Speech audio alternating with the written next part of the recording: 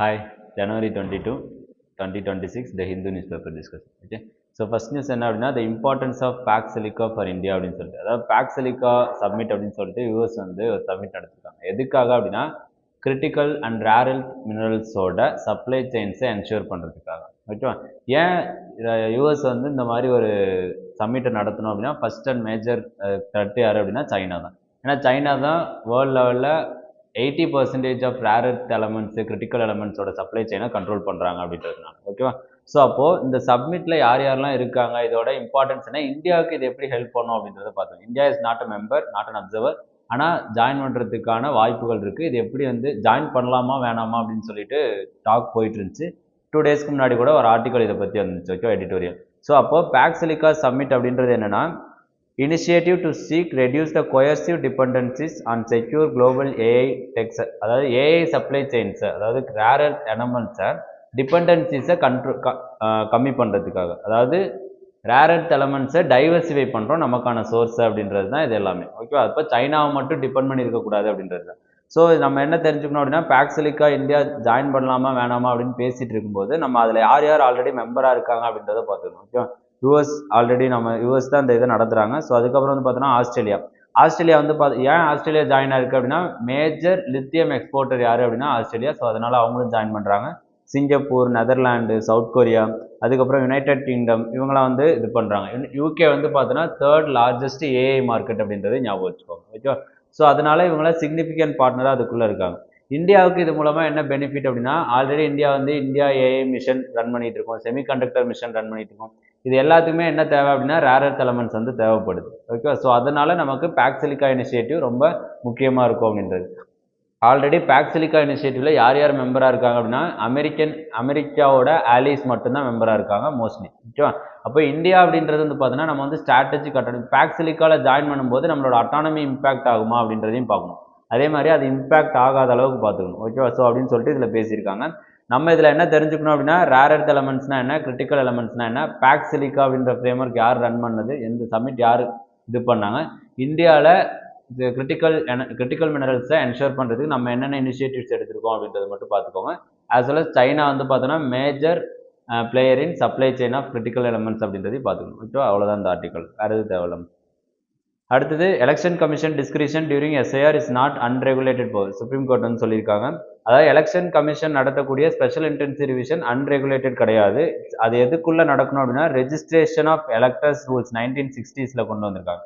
அந்த ரூல்ஸ்குள்ளே இருக்கணும். அதே மாதிரி representation of people act okay article 324 என்னென்ன பவர் சொல்லியிருக்காங்களோ வித்தின் த லிமிட்குள்ளே இருக்கணும் அப்படின்னு சொல்லிட்டு சொல்லியிருக்காங்க. ஆல்ரெடி நம்ம எலெக்ஷன் கமிஷன் பற்றியும் ஸ்பெஷல் இன்டென்சிவ் ரிவிஷன் பற்றி நிறைய டிஸ்கஸ் பண்ணிட்டோம். எலக்டரல் ரோல் பற்றி டிஸ்கஸ் பண்ணிட்டோம். இப்போ எலெக்ஷன் நிறைய ஸ்டேட், அதாவது நிறைய ஸ்டேட்டில் இப்போ அசம்பிளி எலெக்ஷன்ஸ் வரதுனால நம்ம எலெக்ஷனை பற்றியும் தெளிவாக தெரிஞ்சு வச்சுக்கிறது ரொம்ப நல்லது. ஓகேவா? ஸோ அப்போ லக்ஷ்மிகாந்த் புக்கில் எலெக்ஷன்ஸ் பற்றியும் எலெக்ஷன் கமிஷன் ஆஃப் இந்தியாவோட பவர்ஸ் பற்றியும் தெளிவாக இருக்கும். ஸ்பெஷல் இன்டென்சிவ் ரிவிஷன் பற்றி மட்டும் என்னென்னா ஏதாவது எடிட்டோரியலில் மேகசின்ஸில் வந்து கவர் பண்ணியிருப்பாங்க. ஓகே, எஸ்ஏஆர் பற்றி டீட்டெயிலாக. ஸோ அதை மட்டும் தெரிஞ்சு வச்சுக்கோங்க. ஸ்பெஷல் இன்டென்சிவ் ரிவிஷனுக்கும் எலக்ட்ரல் ரோல்ஸ்க்கும் என்ன டிஃப்ரென்ஸ் இருக்கும் அப்படின்றதையும் பார்த்து வச்சுக்கணும். ஓகேவா?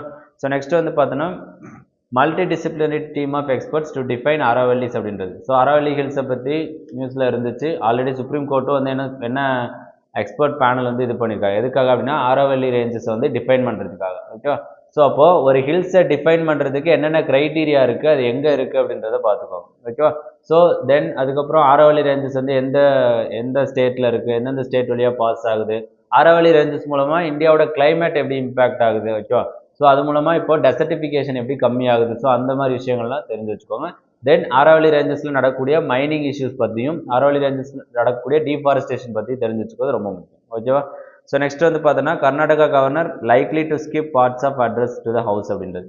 ஸோ எஸ்டர்டே ஒரு நியூஸ் பார்த்தோம் இல்லையா, ஆர்.என். ரவி வந்து பார்த்தோன்னா கஸ்டமரி அட்ரஸை வந்து ஸ்கிப் பண்ணிட்டார் ஃபுல்லாகவே. ஸோ அதே மாதிரி இப்போ கர்நாடகா கவர்னர் என்ன பண்ணியிருக்காருன்னா சில பார்ட்ஸை மட்டும் ஸ்கிப் பண்ணியிருக்காரு. ஓகே, ஸோ அப்போது இது வந்து ஒரு கஸ்டமரி, அதாவது ஒரு கன்வென்ஷனாக நம்ம ஃபாலோ பண்ணிட்டு இருக்கிறது. நம்ம பார்லிமெண்ட்ரி கவர்மெண்ட் எடுத்ததுனால நம்ம என்ன பண்ணிட்டு இருக்கோம் அப்படின்னா மொனார்க்கில் எப்படி ஃபாலோ பண்ணுவாங்களோ அதே மாதிரி நம்ம கன்வென்ஷனலாக ஃபாலோ பண்ணிட்டு இருக்கோம் இந்த இது.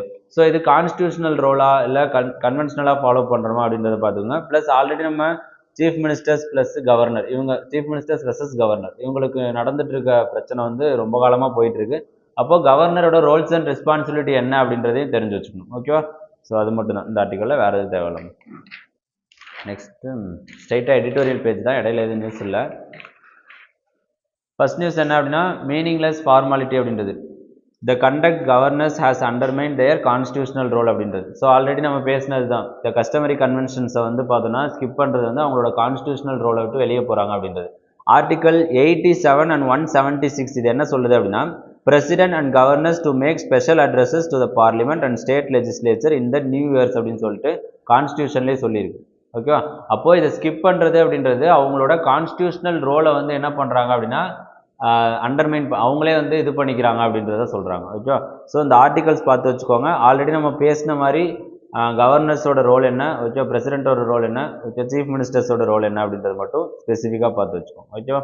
So next building bridges the benefits of cross border. Already நம்ம சென்ட்ரல் பேங்க் டிஜிட்டல் கரன்சிஸ் பற்றி பேசியிருந்தோம். ஓகே, ஆர்பிஐ கொண்டு வந்த சென்ட்ரல் பேங்க் டிஜிட்டல் கரன்சி அதை பிரிக்ஸில் இன்டர்லிங்க் பண்ணி கிராஸ் பார்டர் பேமெண்ட்டை என்ஷூர் பண்ணுற அளவுக்கு ஆர்பிஐ ப்ரப்போசல் பண்ணியிருக்காங்க அப்படின்னு பேசியிருந்தோம். ஸோ அது ரிலேட்டடாக தான் இந்த ஆர்டிகல். ஸோ இதில் என்ன பேசியிருக்காங்க அப்படின்னா, சென்ட்ரல் பேங்க் டிஜிட்டல் கரன்சியோட மெக்கானிசம்ஸ் பற்றி பேசியிருக்காங்க. அதில் பிளாக் செயின் டெக்னாலஜி யூஸ் பண்ணியிருக்கோம்.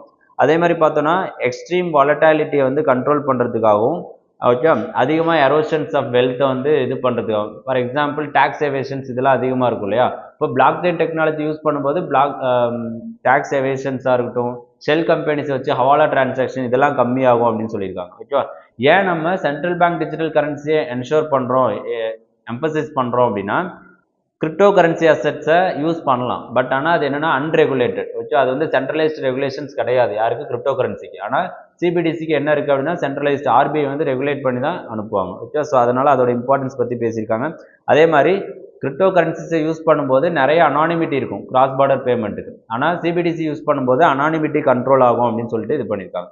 தென் சிபிடிசியை பிரிக்ஸில் அதிகமாக நம்ம வந்து எம்பசைஸ் பண்ணுறதுக்கான ரீசன் என்ன அப்படின்னா, ரஷ்யா, ஈரான் இந்த மாதிரி கண்ட்ரிஸ்லாம் ஸ்விஃப்ட் நெட்ஒர்க்லேருந்து வெளியே இருக்காங்க. ஓகே, அவங்களுக்கு வந்து ஸ்விஃப்ட் நெட்ஒர்க் அக்சஸ் கிடையாது.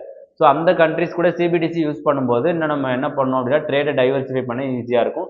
யூஎஸ் டாலர் யூஸ் பண்ணுறது வந்து கம்மி பண்ணுவோம் அப்படின்னு சொல்கிறது. ஓகே, டீடாலரைசேஷன் ப்ராசஸ் வந்து என்ஷூர் ஆகும் அப்படின்றது இதில் பேசியிருக்காங்க. ஓகே, ஸோ ஆனால் இதில் என்ன இம்பாக்ட் இருக்குது அப்படின்னு பார்க்கும்போது, ஆல்ரெடி யூஎஸோட டேரிஃப் பிளான்ஸ், ஆல்ரெடி 50% டேரிஃப் போட்டது. இப்போ நம்ம டீடாலரைசேஷனை எம்பசைஸ் பண்ணும்போது இன்னமும் என்ன இருக்கும் அப்படின்னா, ரிட்டாலியேட்டரி மெஷர்ஸ் இருக்கும் அப்படின்னு சொல்லிட்டு இதில் பேசியிருக்காங்க. Okay, so next judicial remove tough law with a loop whole அப்படின்றது. ஸோ அப்போ ஒரு ஜுடிஷியரியை ரிமூவ் பண்ணுறது, ஃபார் எக்ஸாம்பிள் சுப்ரீம் கோர்ட் ஜட்ஜாக இருக்கட்டும் இல்லை ஹைகோர்ட் ஜட்ஜை ரிமூவ் பண்ணுறதுக்கு எங்கெங்கே ப்ரொவிஷன்ஸ் இருக்குது அப்படின்னு சொல்லிட்டு இதில் டீட்டெயிலாக பேசியிருக்காங்க. For example article 124 class 4 and 124 class 5 என்ன சொல்லியிருக்கு அப்படின்னா, ஹைகோர்ட் சுப்ரீம் கோர்ட் ஜட்ஜஸை ரிமூவ் பண்ணுறதுக்கு என்னென்ன ப்ரொசீஜர் அப்படின்னு சொல்லிட்டு பேசியிருக்காங்க. அதே மாதிரி ஹைகோர்ட் ஜட்ஜஸ்க்கு 217(1) to 18 இந்த இதுக்கு கீழே பேசியிருக்காங்க. ஸோ இதில் இம்பீச்மெண்ட் அப்படின்ற வேர்டு யூஸ் பண்ணியிருக்க மாட்டாங்க, ரிமூவல் அப்படின்னு சொல்லிட்டு தான் யூஸ் பண்ணி, ரிமூவல் ஆஃப் ஜட்ஜஸ் அப்படின்னு சொல்லிட்டு தான் யூஸ் பண்ணியிருப்பாங்க. இப்போ இம்பீச்மெண்ட் வேர்டு யாருக்கு யூஸ் பண்ணுவோம் அப்படின்னா, பிரசிடென்ட்டுக்கு மட்டும்தான் யூஸ் பண்ணுவோம். ஸோ ரிமூவல் ப்ராசஸ் அப்படின்னு வரும்போது 124 யாருக்கு பண்ணுறோம், சுப்ரீம் கோர்ட் ஜட்ஜுக்கு, 217 ஆர்டிக்கலில் 218 ஆர்டிக்கலில் ஹைகோர்ட் ஜட்ஜஸ்க்கு யூஸ் பண்ணுறோம். இதை யூஸ் பண்ணி இதில் என்ன மென்ஷன் பண்ணியிருக்கு அப்படின்னா, பார்லிமெண்ட் வந்து லா கிரியேட் பண்ணிக்கலாம், ஜட்ஜஸை எப்படி ரிமூவ் பண்ணலாம் அப்படின்னு சொல்லிட்டு மட்டும்தான் கான்ஸ்டியூஷனில் இருக்குது. ஓகே, அதுபடி பார்லிமெண்ட் என்ன பண்ணுச்சு அப்படின்னா, ஜட்ஜஸ் என்கொயரி ஆக்ட் அப்படின்னு சொல்லிட்டு 1968 ஒன்று ஃபார்ம் பண்ணாங்க. அதில் கான்ஸ்டியூஷனில் என்ன சொல்லியிருக்கு அப்படின்னா, மிஸ்பிஹேவியர் அண்ட் இன்கெப்பாசிட்டி அப்படின்னு சொல்லிட்டு 2 வேர்டு யூஸ் பண்ணியிருக்காங்க. அவங்கள வந்து ரிமூவ் பண்ணி, இது எல்லாமே ரொம்ப முக்கியம். ஃபிலிம்ஸில் வேர்ட்ஸை அப்படியே ஃபிக்ஸ் பண்ணலாம். ஓகேவா? ஸோ இப்போ பிரசிடென்ட்டுக்கு இம்பீச்மெண்ட்ற வேர்டு யூஸ் பண்ணுறோம், அதே ஜட்ஜஸ்க்கு ரிமூவல் அப்படின்னு சொல்லிட்டு யூஸ் பண்ணுறோம். அதே மாதிரி க்ரைட்டீரியா என்ன அப்படின்னு பார்த்தோன்னா, மிஸ்பிஹேவியர் அண்ட் இன்கெப்பாசிட்டி அப்படின்னு சொல்லிட்டு. ரிமூவல் ப்ராசஸ் கான்ஸ்டியூஷனில் இருக்கா, அதாவது ஜட்ஜஸ் ரிமூவல் ப்ராசஸ் கான்ஸ்டியூஷனில் இருக்கா அப்படின்னா இல்லை. அது எதில் இருக்குது, ஜட்ஜஸ் என்கொயரி ஆக்டில் தான் இருக்குது, எப்படி ரிமூவ் பண்ணணும் அப்படின்னு சொல்லிட்டு. ஓகேவா? ஸோ அப்போது இந்த மிஸ்பிஹேவியர் அண்ட் இன்கெப்பாசிட்டி அப்படின்றதையும் கான்ஸ்டியூஷனில் டிஃபைன் பண்ணல எங்கேயுமே. ஓகே, அப்போது அதை என்ன பண்ணுச்சு அப்படின்னா, சுப்ரீம் கோர்ட் ஃபர்தர் இன்டர்பிரிட்டேஷனில் கரப்ஷனு, dishonour to the judiciary, misconduct இந்த மாதிரி நிறைய கிளாசிஃபிகேஷன்ஸ் வந்து கொடுத்தாங்க. ஸோ இதுக்கு கீழேலாம் அவங்க வந்து ரிமூவ் பண்ணலாம் அப்படின்னு சொல்லிட்டு. இந்த பாயிண்ட்டு ரொம்ப ரொம்ப முக்கியம். ஈச் அண்ட் எவ்ரி வேர்டு இதில் முக்கியம் ஃபிலிம்ஸ் பாயிண்ட் ஆஃப் வியூவில். ஸோ அதனால் பார்த்து வச்சுக்கோங்க. ஓகே, ஸோ அப்போ ப்ரொசீஜர் அப்படின்னு பார்க்கும்போது, ஜட்ஜஸ் ஃபஸ்ட்டு ஒரு மோஷன் பாஸ் பண்ணணும். மோஷன் பாஸ் பண்ணும்போது லோக்சபாவில் 100 மெம்பர்ஸ் வந்து அதை சப்போர்ட் பண்ணும், ராஜ்யசபாவில் 50 மெம்பர்ஸ் அதை சப்போர்ட் பண்ணும். சப்போர்ட் பண்ணி அந்த மோஷனை எய்தர் ஸ்பீக்கர் அடாப்ட் பண்ணும், இல்லை அலோவ் பண்ணும், இல்லைனா ராஜ்யசபாவோட சேர்மன் அலோவ் பண்ணும். அலோவ் பண்ணோன்னா அந்த மோஷன் வந்து அவங்க அலோவ் பண்ணலாம், இல்லைனா டிஸ்அலோவ் பண்ணலாம். ஓகே, அலோவ் பண்ணாங்கன்னா அடுத்து என்ன பண்ணுவாங்கன்னா கமிட்டி ஃபார்ம் பண்ணுவாங்க. அந்த கமிட்டியில் ஒரு Supreme Court judge, High Court judge, அதுக்கப்புறமேலுக்கு வந்து பார்த்தோன்னா ஒரு எமினன்ட் ஜூரிஸ்ட் 3 பேர் இருப்பாங்க. இந்த 3 பேரும் இன்வெஸ்டிகேஷன் ஸ்டார்ட் பண்ணுவாங்க. இன்வெஸ்டிகேஷன் ஸ்டார்ட் பண்ணி கில்ட்டி மிஸ்பிஹேவியர்னு சொல்லிட்டாங்க அப்படின்னா பிரசிடென்ட்டோட அசென்ட் வரும். பிரசிடென்ட்டோட அசென்ட் வந்தோடனே அந்த ஜட்ஜை வந்து நம்ம ரிமூவ் பண்ணலாம். ஓகேவா? இப்போ இந்த ஆர்டிக்கல் என்ன பேசியிருக்காங்க அப்படின்னா, என்ன இஷ்யூ அப்படின்னா, அதாவது லோக்சபா ஸ்பீக்கரோ சேர்மனோ மோஷன் அலோவ் பண்ணதுக்கு அப்புறம் தான் என்கொயரி வந்து நடக்குது. ஓகேவா? அதுவே டிஸ்அலோவ் பண்ணிட்டாங்க அப்படின்னா 100 மெம்பர்ஸ் அதை சப்போர்ட் பண்ணி, ஓகே, 100 மெம்பர்ஸ் வந்து ஜட்ஜை ரிமூவ் பண்ணலாம் அப்படின்னு சொல்லிட்டு சப்போர்ட் பண்ணிட்டு ஒரு மோஷனை பாஸ் பண்ணுறாங்க. அந்த மோஷனை ஒரு பர்சன் வேணாம் அப்படின்னு சொல்லிட்டு என்ன பண்ணுறாங்க அப்படின்னா ஸ்டாப் பண்ணுறாங்க. அப்போ அதுக்கப்புறம் நடக்கக்கூடிய ஃபர்தரான இன்வெஸ்டிகேஷன்ஸ் எதுவுமே நடக்காது. அப்போ இந்த ப்ராசஸே என்னவா இருக்குது அப்படின்னா ஒரு ஃப்ளாடு ப்ராசஸாக இருக்குது அப்படின்றத இதில் பேசியிருக்காங்க. அப்போது நம்ம என்ன பண்ணோம் அப்படின்னா, therefore the provision which give the speaker or chairman option to disallow, okay, அதாவது டிஸ்அலோவ் பண்ணுறதுக்கு ஒரு ஆப்ஷன் கொடுக்குறோம் இல்லையா, அந்த ஆப்ஷனை ரீவிசிட் பண்ணும். அதில் டிரான்ஸ்பரன்சி இருக்கணும், அக்கௌண்டபிலிட்டி இருக்கணும், எல்லாமே இருக்கணும் அப்படின்னு சொல்லிட்டு ஒரு பேசியிருக்காரு. ஓகேவா? புரிஞ்ச அந்த ஆர்டிகல். நெக்ஸ்ட் வந்து பார்த்தோன்னா lowering the age of juvenility for crimes to step back அப்படின்றது. ஸோ ஜுவனைல் ஜஸ்டிஸ் ஆக்ட் வந்து 2015 வந்துச்சு, 10 இயர்ஸ் ஆயிடுச்சு. ஓகே, இப்போ ரீசெண்டாக ஒரு பிரைவேட் மெம்பர் பில் கொண்டு வந்திருந்தாங்க. அந்த பில்ல என்ன பேசியிருக்காங்க அப்படின்னா, ஜுவனைல் ஜஸ்டிஸோட அந்த ஏஜை வந்து கம்மி பண்ணணும் அப்படின்னு சொல்லிட்டு சொல்லியிருக்காங்க. ஓகே, ஸோ கம்மி பண்ணிட்டு இது எப்படி இருக்கணும் அப்படின்னா ரிஃபார்மேட்டிவாக இருக்கணும் அப்படின்னு சொல்லிட்டு பேசியிருக்காங்க. இப்போ ஜுவனைல் ஜஸ்டிஸ் ஆக்டில் என்னென்ன சிஸ்டம் இருக்குது அப்படின்னா ட்ரான்ஸ்ஃபர் சிஸ்டம் அப்படின்னு சொல்கிறாங்க. இப்போ ஃபார் எக்ஸாம்பிள் ஒரு சைல்டு ஒரு ஹீனியஸ் கிரைம் பண்ணுறாங்க அப்படின்னா இதில் சைல்டு அப்படின்றப்போ 16 to 18 இயர்ஸ் பேசியிருக்காங்கம்மா. ஓகே, அந்த ஹீனியஸ் கிரைம் பண்ணும்போது அவங்கள வந்து அடல்ட்டாக ட்ரீட் பண்ணுமா இல்லை சைல்டாக ட்ரீட் பண்ணுமா அப்படின்னு சொல்லிட்டு சில்ட்ரன்ஸ் கோர்ட் வந்து என்ன பண்ணும் அப்படின்னா டிசைட் பண்ணும். அந்த சில்ட்ரன்ஸ் கோர்ட் டிசைட் எப்படி பண்ணும் அப்படின்னா அவங்களோட மென்டல் எபிலிட்டியும் அவங்க ஒரு கிரைம் பண்ணுறாங்க அப்படின்னா அந்த கிரைமோட என்ன இம்பேக்ட் இருக்கும் அப்படின்னு சொல்லிட்டு அவங்களுக்கு புரியுதா புரியலையா அப்படின்னு சொல்லிட்டு ஒரு அசஸ் பண்ணுவாங்க. ஆனால் அந்த அசஸ் பண்ணுறதுக்கு எந்த ஒரு குவாலிட்டி டூல்ஸும் இல்லை நம்மள்கிட்ட. ஓகே, ஸோ அதை எப்படி அசஸ் பண்ணுறோம் அப்படின்னு சொல்லிட்டு ஒரு க்ரைட்டீரியா இல்லை, ஒரு ஃப்ரேம்ஒர்க் இல்லை அப்படின்றத இதில் பேசியிருக்காங்க. அப்போ பெஸ்ட் மெத்தட் என்ன அப்படின்னா ஏஜை கம்மி பண்ணிவிட்டு அவங்களுக்கு எஜுகேஷன் மூலமாகவும், ஓகே, ஸ்கில் ப்ரொவைட் பண்ணுறது மூலமாகவும், மற்ற டெவலப்மெண்டல் இனிஷியேட்டிவ்ஸ் மூலமாகவும் அவனை வந்து என்ன பண்ணணும் அப்படின்னா கிரைம்ஸை பற்றி அவனுக்கு அவேர்னஸ் கொடுக்கணும் அப்படின்னு சொல்லிட்டு இதில் பேசியிருக்காங்க. ஓகேவா? ஸோ நெக்ஸ்ட் வந்து பார்த்தோன்னா ஒய் ஏஐ இன்ஃப்ராஸ்ட்ரக்சர்ஸ் மேட்டர் மோர் அப்படின்றது. ஸோ ரீசெண்டாக டெமோக்ரட்டைசிங் அக்சஸ் டு ஏஐ இன்ஃப்ராஸ்ட்ரக்சர் அப்படின்னு சொல்லிட்டு பேசியிருக்காங்க. இந்த இதில் ஃபுல்லாக என்ன பேசியிருக்கோம் அப்படின்னா ஏஐயோட அக்சசபிலிட்டி பற்றி பேசியிருக்காங்க. ஓகே, ஸோ நம்ம இன்ஃப்ராஸ்ட்ரக்சர் பில்ட் பண்ணுறோம், அதெல்லாம் அடுத்த விஷயம். எவ்வளோ அது அக்சசபிளாக இருக்குது அப்படின்றத டெமோக்ரட்டைசேஷன். எந்த அளவுக்கு அது அக்சசபிளாக இருக்கோ அந்த அளவுக்கு இனோவேஷன் இன்க்ரீஸ் ஆகும். ஓகே, மாடர்ன் இனோவேஷன் இன்க்ரீஸ் ஆகும், அதே மாதிரி மாடர்ன் கவர்னன்ஸ் இன்க்ரீஸ் ஆகும் அப்படின்னு சொல்லிட்டு.